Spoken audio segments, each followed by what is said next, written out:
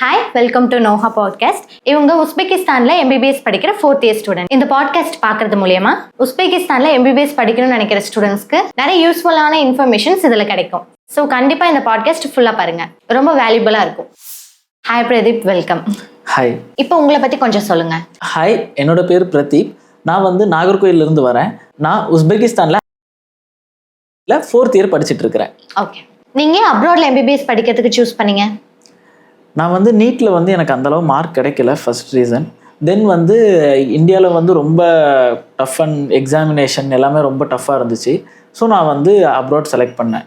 ஆக்சுவலாக counselling try பண்ணேன், but எனக்கு கிடைக்கல. ஆல்சோ ஃபீஸும் ரொம்ப அதிகமாக இருந்துச்சு இந்தியாவில். ஸோ நான் அப்ராட் சூஸ் பண்ணேன். அதில் முக்கியமாக உஸ்பெகிஸ்தானை சூஸ் பண்ணுறதுக்கான காரணம் என்ன? நான் ஏன் உஸ்பெகிஸ்தான் செலக்ட் பண்ணேன்னா, ஃபர்ஸ்ட் ரீசன் ஃபீஸ் அஃபோர்டபுளாக இருந்துச்சு. செகண்ட் ரீசன், நான் ஜார்ஜியா அது எல்லாமே ட்ரை பண்ணலான்னு தான் இருந்தேன். பட் அதை கம்பேர் பண்ணும்போது இங்கே ஃபீஸ் கம்மி. தென் செகண்ட் ரீசன் கிளைமேட் கண்டிஷன்ஸுமே இங்கே மாடரேட்டாக இருந்துச்சு. தென் உஸ்பெகிஸ்தானில் என்எம்சி நார்ம்ஸ் ஃபுல்லாகவே கிளியர் ஆகுது. வித்தவுட் லைசன்சிங் எக்ஸாம் எனக்கு இங்கே லைசன்ஸ் கிடைக்குது. இந்தியன் எம்பசியும் உஸ்பெகிஸ்தானில் கொஞ்சம் காலேஜஸ் சொல்லியிருக்கிறாங்க, need to take the admission in these colleges அப்படின்னு சொல்லிட்டு கவர்மெண்ட் யூனிவர்சிட்டிஸ் சொல்லியிருக்கிறாங்க. ஸோ அதனால நான் உஸ்பெகிஸ்தான் செலக்ட் பண்ணேன். ஓகே, நீங்கள் உஸ்பெகிஸ்தானில் படிக்க போகிறீங்க அப்படின்னு சொன்னோன்னே உங்கள் ஃபேமிலி ரியாக்ஷன் எப்படி இருந்துச்சு?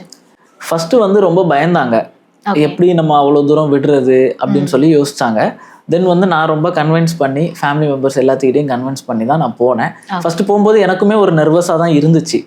தென் நான் போக போக ஃபஸ்ட் இயர் போன உடனே எனக்கு ஒரு சேம் ஃபீல் தான் வந்துச்சு. ஃபஸ்ட்டு போன கண்ட்ரி உஸ்பெகிஸ்தான் தான்.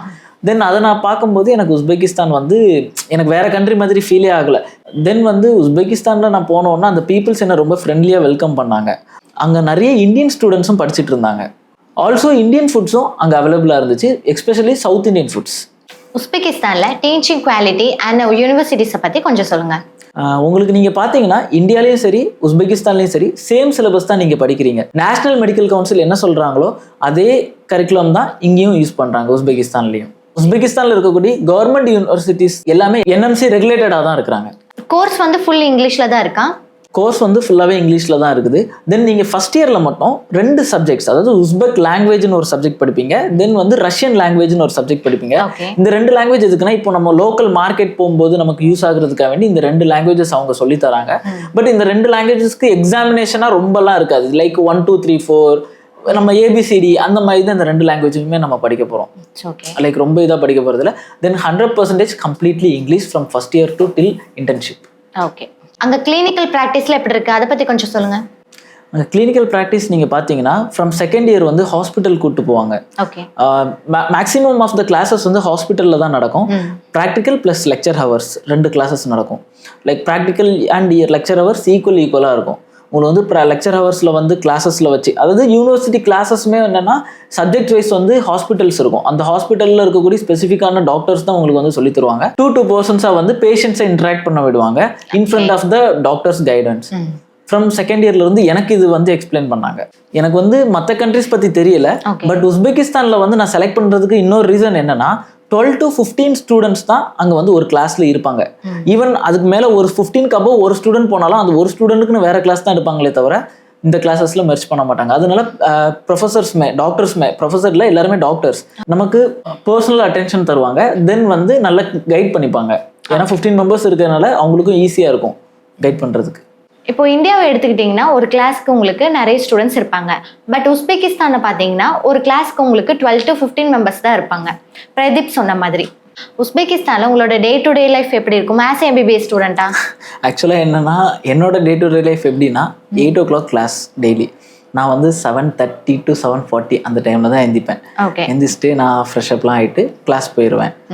கிளாஸ் போயிட்டு என்ன ஆகும்னா, கிளாஸஸ் நடக்கும். 1 hour 45 minutes ஒரு கிளாஸ் நடக்கும். ப்ராக்டிக்கல் கிளாஸஸ்னா 4 hours நடக்கும். ஸோ எனக்கு லெக்சர் ஃபஸ்ட்டு மார்னிங் எப்போவுமே லெக்சர் கிளாஸஸ் தான் இருக்கும். மதியம் வரக்கூடிய பீரியட்ஸ் ப்ராக்டிக்கல் லெக்ஷன்ஸாக இருக்கும். இப்போ சில சமயத்தில் கிளாஸஸ் ஹாஸ்பிட்டலில் இருக்கும், சில சமயத்தில் யூனிவர்சிட்டியில் வச்சு கிளாஸஸ் நடக்கும். அது depends on the doctors availability. But நமக்கு எப்போவுமே maximum of the classes hospital and யூனிவர்சிட்டியில் தான் நடக்கும். டில் 1:30 வரை நமக்கு கிளாஸஸ் இருக்கும் எப்போவுமே. இஃப் இன்கேஸ் டாக்டர்ஸ் அவைலபிளாக இல்லை, அந்த சப்ஜெக்டான டாக்டர்ஸ் அவைலபிளாக இல்லைன்னா அவங்க ஈவினிங் கூட நம்மளை ஹாஸ்பிட்டலில் வச்சு கிளாஸஸ் எடுப்பாங்க. ஓகே, தென் ஈவினிங் உங்களோட ரொட்டீன் என்ன? ஈவினிங் நீங்கள் பார்த்தீங்கன்னா 1:30 கிளாஸஸ் முடிச்சுட்டு வந்துட்டு அப்படியே நான் தூங்கிடுவேன். தூங்கிக்கிட்டு தென் ஏதாச்சும் கேம்ஸ், ஏன்னா அங்கே வந்து கேம்ஸ் நல்லா ஸ்போர்ட்ஸ்க்கு வந்து அதாவது வாலிபால் இருக்கும், கிரிக்கெட் இருக்கும், ஃபுட்பால் எல்லாமே இருக்கும். நான் வந்து வாலிபால் போவேன். தென் சில சமயத்தில் கிரிக்கெட் கூட விளையாடிட்டு ரூமுக்கு வந்துட்டு ஃப்ரெஷ்அப் ஆகிட்டு சாப்பிட கீழே வந்து மெஸ்ஸு, பாய்ஸ் ஹாஸ்டல் கீழே தான் மெஸ்ஸு. ஸோ மெஸ்ஸில் சாப்பிட்டுக்கிட்டு தென் நான் வந்து லைக் எப்போமாச்சும் படிப்பேன், தோணுச்சுன்னா படிப்பேன். ஏன்னா கிளாஸில் வந்து வைவா எடுப்பாங்க, டெய்லி கிளாஸஸில் வந்து வைவா இருக்கும். ஸோ அந்த கிளாஸஸ்க்கான வைவாஸ் மட்டும் நான் டெய்லி கவர் பண்ணிப்பேன். மெஸ்ஸுன்னு சொன்னோட தான் ஞாபகம் வருது, அங்கே எப்படி இந்தியன் ஃபுட்ஸ்லாம் கிடைக்குமா? ஆமாம், எப்போவுமே நமக்கு சவுத் இந்தியன் ஃபுட்டே கிடைக்கும். என்னன்னா நமக்கு வந்து டெய்லி சப்பாத்தி இருக்கும், தென் வந்து ரைஸு, நம்ம ரசம் அந்த மாதிரி சாப்பாடு எல்லாமே கிடைக்கும். ஓகேவா? தென் வந்து தோசை சாம்பார் வந்து தருவாங்க, பட் அது வந்து சீசன். ஏன்னா ரொம்ப கோல்டு டைமில் அது தரமாட்டாங்க. லைக் சம்மர் சீசனில் வந்து தோசை சாம்பார், இட்லி சாம்பார் கூட எனக்கு கிடச்சிருக்குது. ஃபுட்டு பற்றி கவலைப்பட தேவையில்லை, சவுத் இந்தியன் ஃபுட் கிடைக்கும், நல்லா தான் இருக்கும். ஓகே, அங்கே இந்தியன் கல்ச்சர்ஸ்லாம் எதாவது ஃபாலோ பண்ணுறாங்களா? அங்கே கல்ச்சர்ஸ்லாம் எப்படி இருக்கும்? நமக்கு வந்து நம்மளோட காலேஜ் கேம்பஸ்லேயே வந்து நமக்கு இந்தியன் கல்ச்சர்ஸ் லைக் நம்மளோட தீபாவளி, பொங்கல், ஹோலி இது எல்லாமே செலிப்ரேட் பண்ணுவாங்க. தென் வந்து அந்த டைம் வரும்போது ஸ்பெஷல் ஒகேஷன்ஸாக லைக் ஃபுட்டு எல்லாமே யூனிவர்சிட்டி டீம்ல இருந்து நம்மளோட இந்தியன் ஃபுட்ஸ் வந்து அவங்க ப்ரிப்பேர் பண்ணி இது பண்ணுவாங்க. ஓகே, அங்கே ஹாஸ்டல் ஃபெசிலிட்டிஸ்லாம் எப்படி இருக்கு? இந்தியன் ஸ்டூடெண்ட்ஸ்க்கு ரொம்ப சேஃபாக இருக்குமா? ஹாஸ்டல் ஃபெசிலிட்டிஸ் நீங்கள் பார்த்தீங்கன்னா 4 people's 1 room with attached toilet எல்லாமே சேர்த்து. தென் வந்து இந்தியன் பீப்புள்ஸ்க்கு சேஃபானலாம் இல்லை, ரொம்ப சேஃப் தான். ஏன்னா அங்கே வந்து பின்னஃபல்னு ஒரு ரூல் இருக்குது, லைக் நம்ம ஊர் ஆதார் கார்டு மாதிரி அங்கே வந்து பின்னஃபல்னு சொல்லிட்டு ஒன்று இருக்குது. ஸோ நமக்கு எங்கே போனாலுமே நமக்கு சேஃபாக தான் ஃபீல் ஆகும். லைக் நைட் 2 மணிக்கு வெளியே போனால் கூட நம்ம சேஃபாக தான் இருக்கும். சேஃபாக இருக்கலாம். ஓகே. ஸோ அதே மாதிரி நீங்கள் பார்த்தீங்கன்னா இந்தியன் ஸ்டூடெண்ட்ஸ் அங்கே ஆல்ரெடி நிறைய பேர் இருக்கிறாங்க. ஸோ உங்களுக்கு வந்து சேம் ஆஸ் இந்தியா மாதிரி தான் உங்களுக்கு ஃபீலே ஆகும். உஸ்பெகிஸ்தான் யூனிவர்சிட்டிஸில் என்எம்சி ரெகுலேஷன்ஸ்லாம் எப்படி ஃபாலோ பண்ணிட்டு இருக்காங்க? நீங்கள் இப்போ பார்த்தீங்கன்னா உஸ்பெகிஸ்தான் மட்டும் இல்லை, நேஷனல் மெடிக்கல் கவுன்சில் என்எம்சி வந்து ஒரு ரூல் வச்சிருக்காங்க. அந்த ரூல்ஸ் படி இருந்துச்சுன்னா மட்டும்தான் உங்களோட medical licence and medical degree valid ஆகும். அந்த ரெகுலேஷன்ஸை வந்து உஸ்பெகிஸ்தானில் உள்ள கவர்மெண்ட் யூனிவர்சிட்டிஸ் எல்லாமே ஃபாலோ பண்ணுறாங்க. என்எம்சி ரெகுலேஷன்ஸ் இன்னும் பாதி பேருக்கு தெரியாமல் இருக்குது. ஸோ அதை பற்றி நான் இன்னும் கொஞ்சம் எக்ஸ்பிளைன் பண்ணுறேன். ஃபர்ஸ்ட், கோர்ஸ் டியூரேஷன் 54 months இருக்கணும். செகண்ட், கோர்ஸ் ஃபுல்லி உங்களுக்கு இங்கிலீஷ் மீடியமாக இருக்கணும். தென் கம்பல்சரி இன்டர்ன்ஷிப் 1 year கம்ப்ளீட் பண்ணியிருக்கணும். தென் அந்த கண்ட்ரிலேருந்து நீங்கள் லோக்கல் மெடிக்கல் லைசன்ஸ் வாங்கிட்டு வந்திருக்கணும். அப்படி இருந்தால் தான் உங்களோட டிகிரி இந்தியாவில் வேல்யூட் ஆகும். அண்ட் இன்னொரு விஷயம், யூனிவர்சிட்டிக்கு சொந்தமாக ஒரு ஹாஸ்பிட்டல் இருக்கணும். இந்த நார்ம்ஸ்லாம் அங்கே ஃபாலோ பண்ணிட்டு இருக்காங்களா? ஆமாம், இந்த நார்ம்ஸ் தான் ஃபாலோ பண்ணுறாங்க. இந்த நார்ம்ஸ் தான் ஃபாலோ பண்ணணும். பட் இதில் என்னென்னா நமக்கு 54 months இல்லை, நமக்கு வந்து 5 years வந்து நம்ம ஸ்டடி தான் பண்ணுறோம். 60 months நம்ம படிக்கிறோம், தென் 1 year வந்து இன்டர்ன்ஷிப் பண்ணுறோம். ஸோ அவங்க வந்து இது எந்த ப்ராப்ளமே இல்லை. தென் அதனால தான் இந்தியன் எம்பசியுமே இந்த காலேஜஸில் படிங்கன்னு சொல்லி கவர்மெண்ட் காலேஜஸை சஜஸ்ட் பண்ணுறாங்க.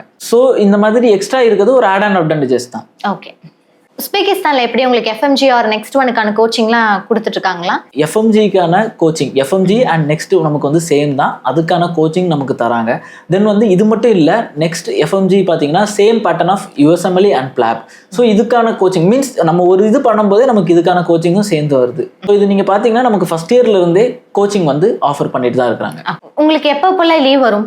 நீங்கள் பார்த்தீங்கன்னா லீவ் வந்து சாட்டர்டே சண்டே லீவ் வரும். தென் வந்து உஸ்பெகிஸ்தான் கண்ட்ரியில் லோக்கல் ஹாலிடே இருக்கும்ல, லைக் நம்ம இந்தியாவில் எப்படி சேம் லோக்கல் ஹாலிடே மாதிரி உஸ்பெகிஸ்தானில் என்னென்னைக்கு லோக்கல் ஹாலிடே இருக்குதோ அந்த அன்னைக்கெல்லாம் எனக்கு லீவ் இருக்கும். இப்போ நீங்கள் பார்த்தீங்கன்னா நான் வந்து எனக்கு ஜூன் மந்த் வந்து ஜூன் மிட்டில் வந்து எனக்கு வந்து கிளாஸஸ் முடியும், எக்ஸாமினேஷன் எல்லாமே முடிஞ்ச உடனே நான் வந்து இந்தியா வந்துடுவேன். ஸ்டில் ஆகஸ்ட் லாஸ்ட் வரை நான் இந்தியாவில் இருப்பேன். பிகாஸ் செப்டம்பர் ஃபர்ஸ்ட் வீக்கில் நம்ம கிளாஸஸ் ஸ்டார்ட் ஆகுது. எங்களுக்கு கால் பண்ணுற பேரண்ட்ஸ் எப்படி கேட்குறாங்கன்னா, பாய்ஸ் அண்ட் கேர்ள்ஸ்க்கு செப்பரேட் ஹாஸ்டல்ஸ் இருக்குதா அப்படின்னு கேட்குறாங்க. அதை பற்றி கொஞ்சம் சொல்லுங்கள். ஆக்சுவலாக என்னன்னா பாய்ஸ் அண்ட் கேர்ள்ஸுக்கு செப்பரேட் பில்டிங்கில் தான் ஹாஸ்டல். புரியுதுல? ஆக்சுவலாக என்ன, ஃபஸ்ட்டு வந்து பாய்ஸ் ஹாஸ்டல் இருந்துச்சுன்னா சென்டரில் வந்து பிளே கிரவுண்ட் இருக்கும், பெரிய பிளே கிரவுண்ட். அதுக்கு ஆப்போசிட் பில்டிங்கில் தான் கேர்ள்ஸ். ஆக்சுவலாக பாய்ஸ் ஹாஸ்டலும் கேர்ள்ஸ் ஹாஸ்டல் டிஃப்ரெண்ட் வே. பாய்ஸால் அங்கே போக முடியாது, கேர்ள்ஸால் இங்கே வர முடியாது. ஓகே. ஸோ சேஃப் அண்ட் செக்யூராக இருக்கும், நோ இஷ்யூஸ். நிறைய பேர் எங்ககிட்ட கால் பண்ணி கேட்குற முக்கியமான கொஸ்டின் என்னன்னா, உஸ்பெகிஸ்தானில் எம்பிபிஎஸ் கோர்ஸ் படித்து முடிச்சுட்டு வரதுக்கு எவ்வளோ செலவாகும் அப்படின்னு கேட்குறாங்க. இப்போ நீங்கள் பார்த்தீங்கன்னா நமக்கு வந்து டாலர்ஸில் சொல்லும்போது $5,800 வந்து யூனிவர்சிட்டியோட payment including food, hostel, visa எல்லாம் சேர்த்து நமக்கு $5,800 ஆகும். ஓகே. இது அப்ராக்சிமேட்டாக ஐஎன்ஆரில் பார்க்கும்போது 4,82,000 வரும். பட் நம்ம ஒரு 5 lakhs நம்ம வச்சுருந்தா கூட நமக்கு ஓவராலாக வரும்போது 25 to 30 lakhs including our expense நம்ம முடிக்கலாம். ஓகே. லிவிங் எக்ஸ்பென்சஸ் தென் எவ்வளோ வரும்? லிவிங் எக்ஸ்பென்ஸ்ன்னு நீங்கள் பார்த்தீங்கன்னா என்னோட பர்சனல் இதில் நான் சொல்கிறேன், என்னோட மொபைல் ரீசார்ஜ், தென் வந்து நான் ஃப்ரெண்ட்ஸ் கூட சாட்டர்டே அல்லது சண்டே எங்கேயாச்சும் வெளியே போனேன்னா அதெல்லாம் சேர்த்து பார்க்கும்போது எனக்கு மந்த்லி ஒரு 4,000 to 5,000 ஆகும்.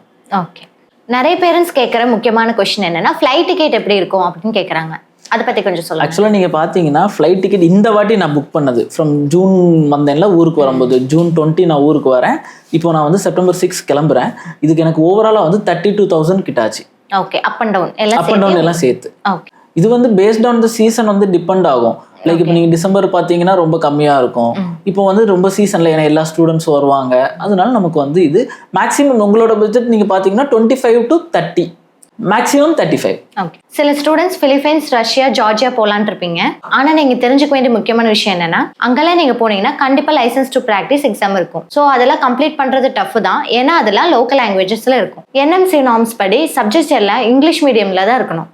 ஆனால் இந்த கண்ட்ரிஸில் இருக்க சில யூனிவர்சிட்டிஸில் அதெல்லாம் ஃபாலோ பண்ணுறது இல்லை. ஸோ அதனால நீங்கள் எந்த கண்ட்ரி சூஸ் பண்ணாலும் அந்த யூனிவர்சிட்டிஸ் எப்படி NMC ரூல்ஸ்லாம் ப்ராப்பராக ஃபாலோ பண்ணுறாங்களான்னு இந்த மாதிரியான விஷயம்ஸ்லாம் வெரிஃபை பண்ணிக்கோங்க. என்ன பிரதீப், இதெல்லாம் நான் சொல்கிற கரெக்டு தானே? ஆமாம், கரெக்டு தான். ஓகே. ஃபர்ஸ்ட் டைம் நீங்கள் உஸ்பெகிஸ்தான் போகிறப்போ எப்படி இருந்துச்சு உங்களோட எக்ஸ்பீரியன்ஸ், அதை பற்றி சொல்லுங்கள். ஆக்சுவலாக நீங்கள் ஃபஸ்ட் டைம் பார்த்தீங்கன்னா நான் போகும்போது like set of batch of peoples இருந்தாங்க. லைக் 15 to 20 ஸ்டூடெண்ட்ஸ் இருந்தாங்க. தென் நாங்கள் வந்து எப்படின்னா வித் இந்தியன் ஸ்டாஃப், லைக் நம்ம சவுத் இந்தியா தமிழ்நாட்டிலேருந்து ஒரு ஸ்டாஃப், கேரளாலேருந்து ஒரு ஸ்டாஃப் என்னை கூப்பிட்டு போயிருந்தாங்க. நான் போகும்போது அவங்க 2 பேர் வந்திருந்தாங்க. லைக் நிறைய இந்தியன் ஸ்டாஃப்மே இருக்கிறாங்க, ஒர்க் பண்ணுறாங்க. அவங்க எல்லாருமே நம்மளை கூப்பிட்டு போவாங்க, வித் ப்ராப்பர் கைடன்ஸோடு எல்லாமே கூப்பிட்டு போயிட்டு சேஃபாக அங்கே ரீச் பண்ணிடுவாங்க. ஓகே. நீங்கள் காலேஜ் போய் அங்கே எல்லாம் செட்டில் பண்ணுற வரைக்கும் அங்கே தான் இருப்பாங்களா? லைக் செட்டில் பண்ணுறது வரைக்கும் மட்டும் இல்லை, எப்போவுமே அங்கே தான் இருப்பாங்க, ஒர்க்கிங் பண்ணிட்டு இருப்பாங்க. இப்போ நோஹால நாங்கள் எப்படி ப்ராசஸ் வந்துட்டு எக்ஸிக்யூட் பண்ணுறோம் அப்படிங்கிறத நான் எக்ஸ்பிளைன் பண்ணுறேன். இங்கேருந்து ஸ்டூடெண்ட்ஸை கூட்டிகிட்டு போகிறதுலேருந்து ஃப்ளைட்டில் ட்ராவல் பண்ணுறது வரைக்கும், அங்கே காலேஜ் போய் ஸ்டூடெண்ட்ஸ்க்கு எல்லாம் வேண்டியதெல்லாம் பண்ணி கொடுக்கற வரைக்கும் நம்ம நோஹா ஹவுசஸ் கூடவே இருப்போம். டில் பார்த்தீங்கன்னா 6th year கம்ப்ளீட் பண்ணுற வரைக்கும் நான் அங்கே தான் இருப்போம். நம்மளோட ஸ்டாஃப் பார்த்தீங்கன்னா அங்கேருந்து உங்களுக்கு தேவையான எல்லா சர்வீஸும் பண்ணிட்டு இருப்பாங்க. ஸோ அதனால நீங்கள் நோஹா மூலயமா அப்ராட் போய் நீங்கள் படிக்கிறதுனால அங்கே நிறைய அட்வான்டேஜஸ் இருக்குது. Thank you for podcast. எங்கள் பாட்காஸ்ட் வந்ததுக்கு ரொம்ப நன்றி. தேங்க்யூ. Welcome ma'am.